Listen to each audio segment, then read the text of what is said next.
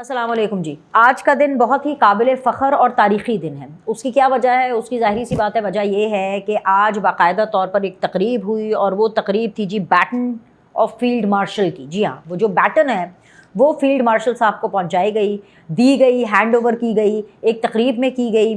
وہ تقریب ایکچولی تو ایک روز پہلے ہونی تھی، لیکن ایک روز پہلے بھارت نے اپنی دوبارہ سے اوقات دکھائی اور اس وجہ سے اس تقریب کو ہمیں آگے کرنا پڑا.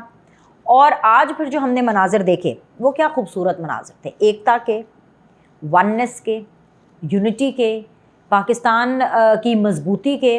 کیونکہ army chief general Syed Asim Munir کو فیلڈ مارشل بنایا گیا اور پہلے وہ 4 اسٹار تھے، اب 5 اسٹار ہو گئے اور باقاعدہ طور پر اس کی تقریب کی گئی.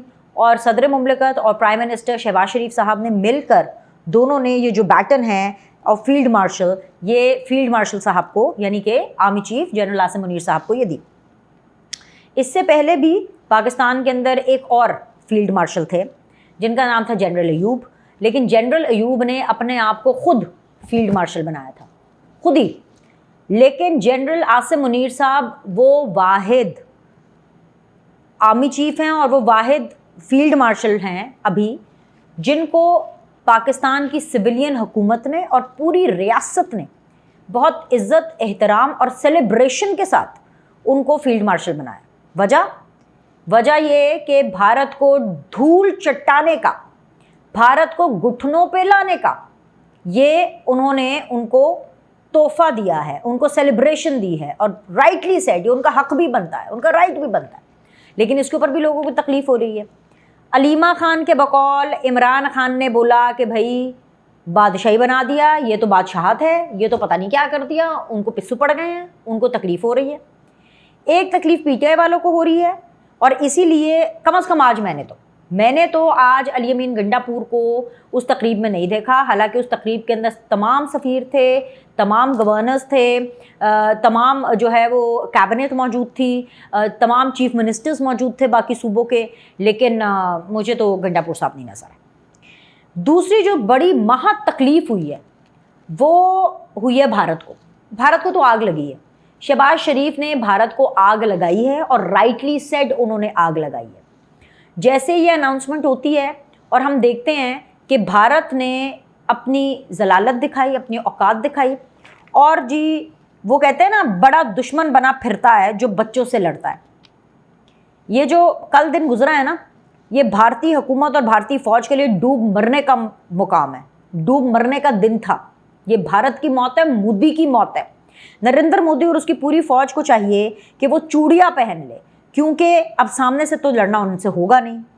ڈائریکٹ اور مردوں کی طرح مقابلہ کرنا، ڈٹ کر مقابلہ کرنا، جوانوں کی طرح مقابلہ کرنا ان کو نہ آتا ہے اور نہ ان سے ہوگا.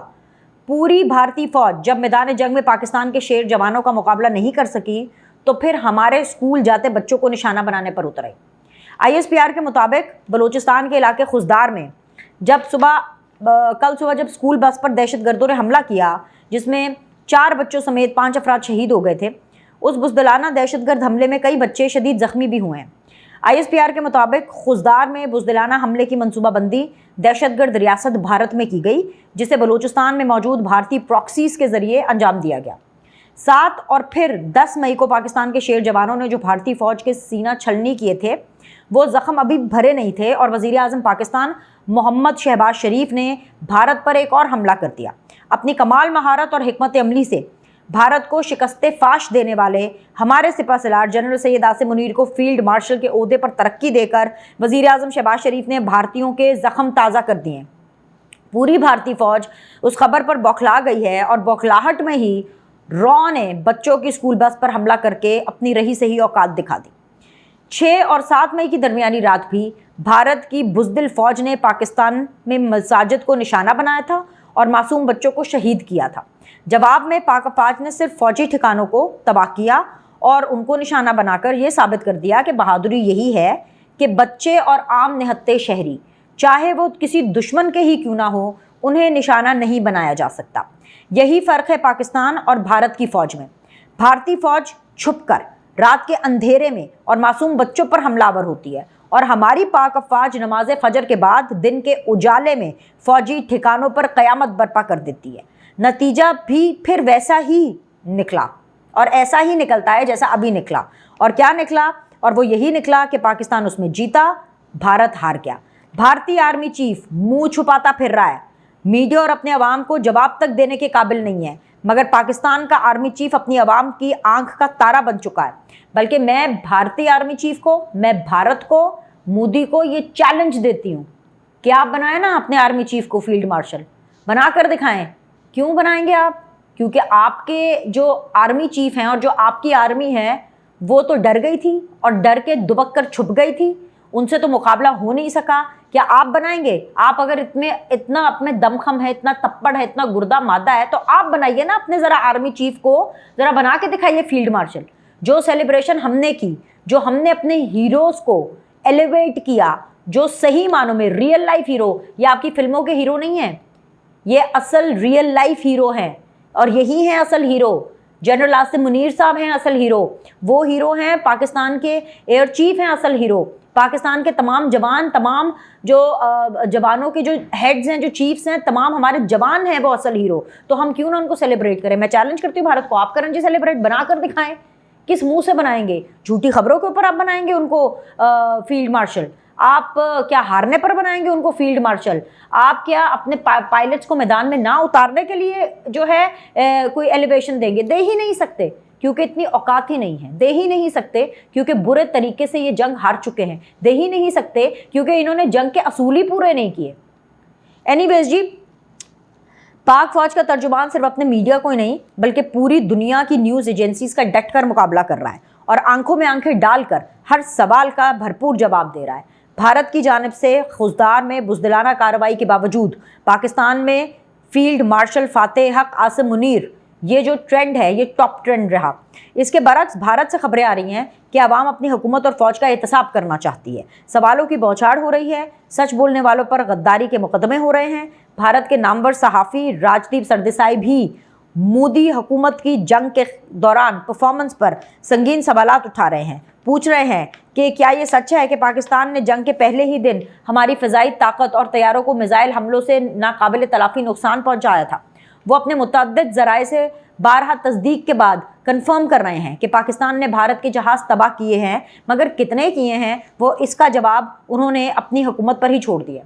गोदी मीडिया की हालत ये हो गई है कि पूरी दुनिया उनकी रिपोर्टिंग पर थू थू कर रही है।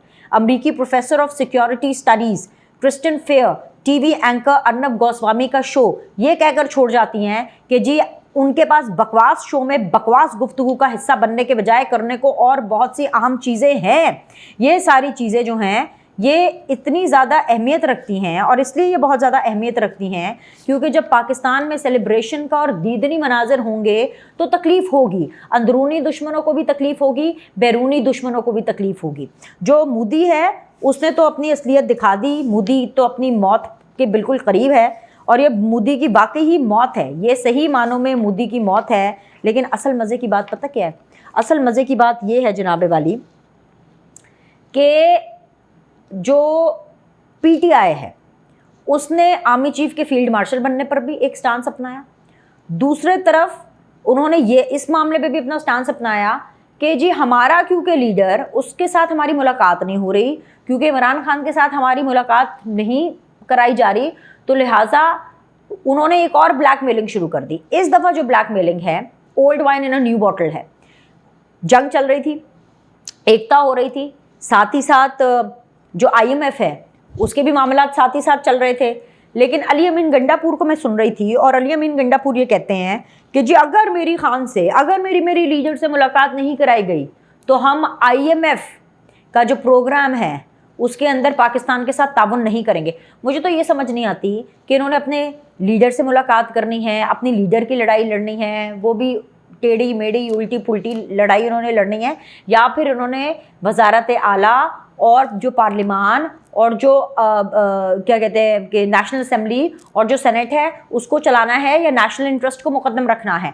अगर भारत और पाकिस्तान की जंग के बाद और उसके नताइज के बाद जिस तरीके से पाकिस्तान ने धूल चटाई भारत को, और जिस तरीके से पूरी Muslim community, I am not even talking about Pakistan है, जितनी भी मुस्लिम कम्युनिटी है वो जनरल आसिम मुनीर साहब के ऊपर फ़ख्र कर रही है, वो पूरे पाकिस्तान की फ़ौज पे फ़ख्र कर रही है, वो पाकिस्तान पे फ़ख्र कर रही है।